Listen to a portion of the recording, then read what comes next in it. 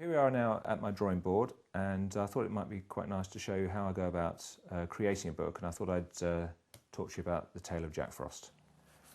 First of all, I do use a sketchbook first. Sometimes I write notes and what have you, but sketches are always the most important thing. In fact, when I first started the idea for the book, somebody, my editor actually, was looking at these drawings, and she said it'd be really nice to do something with this character in a wood. I don't know why we were talking about fantasies and winter wonderland, I think she said.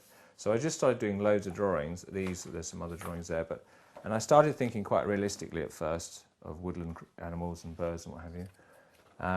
But then I think quite early on, I think Jackdaw was the first idea I started thinking. Jack finds the boy in the frost, Jack Frost. So I started thinking about Jack Frost, and immediately it opened up the idea of doing fantastical creatures, particularly goblins, for example.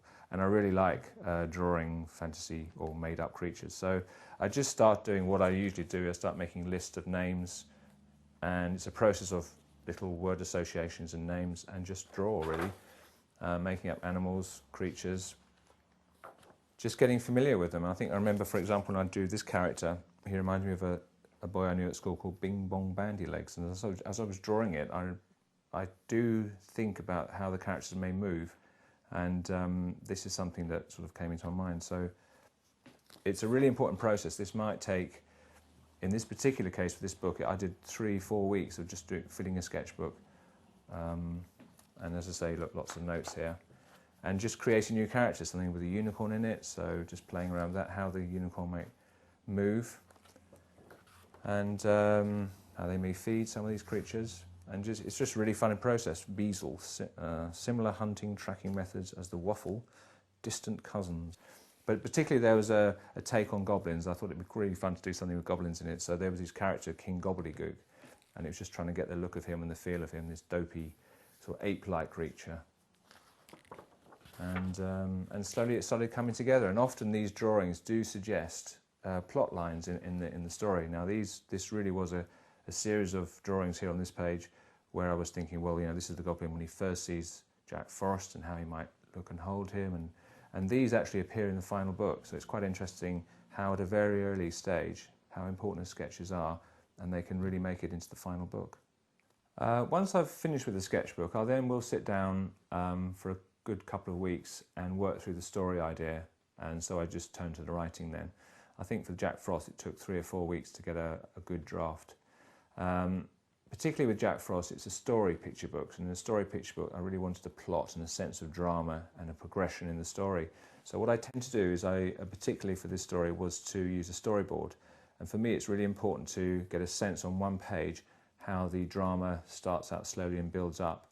It's a good way to, as I say, see the page breaks and just see how that works. It's also a useful way to, it's still a very rough stage, but see where the type may go on the spreads. And as I say, it's really nice to have it on one piece of paper.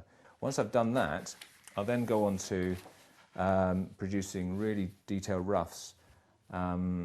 It's quite a labour-intensive process, and it can take quite a while, but the reason I do it onto cartridge paper, not onto watercolour paper, is that with watercolour paper, once you've drawn a few times and used the rubber a few times, it can affect the surface of the paper. So the paint I use will then pick up some of those sort of lines, give you ghost lines, and it spoils the surface. So for me, it's important that I can still draw quite freely, you know, and rub out if it's not working, but just get a real sense of what's going on. It just works for me. Some people work very differently, but as you can imagine, particularly in this case, this spread, really detailed, but it's just something I like to do, and I might get halfway through this and think, oh no, I'll move things over here and rub it out.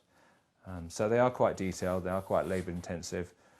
I would guess a spread like this may take, having said that, a day or two, but up to about a month or so to produce these roughs.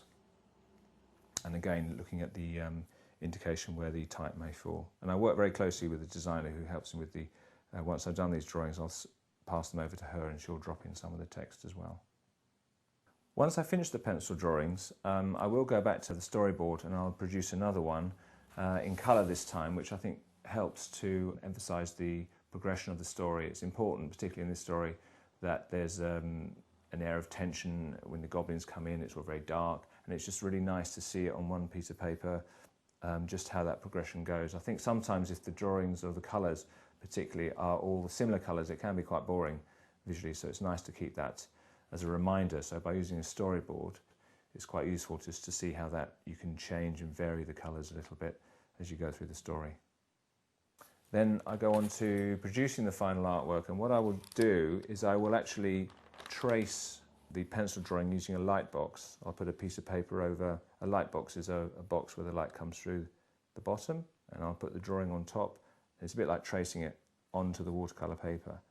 This picture took a while. I think it took about a week, which for me is quite a long time for one picture. And it is actually just one image. I think at the time, a few years after this book was done, they made a film of it, and the animators at the time did ask if they could, if I could send through some reference to some of the characters. But I explained to them that it was actually one piece of artwork, and they were really surprised. And he actually said, "What happens if you make a mistake?" Well, quite honestly, if you make I do make a mistake, and there are mistakes in here, but you just learn how to hide them, really. But I do like the physicality of drawing on paper and paint, using paint and pencils. I don't use a computer at all, although it has its uses for sure. And if you do make mistakes, there are ways that can be corrected a lot easier with a designer who helps me with that. We finally get onto the cover, and the cover can be very difficult and very prolonged process. It has to be right. And here's an example of trying 3 or 4 different looks to the book.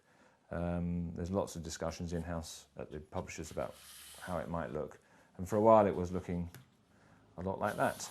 And the designer using a computer, can mock up the look of it. But in the end it didn't. We went back to this simpler look, and that's the final image. In fact, that's the drawing of the final image.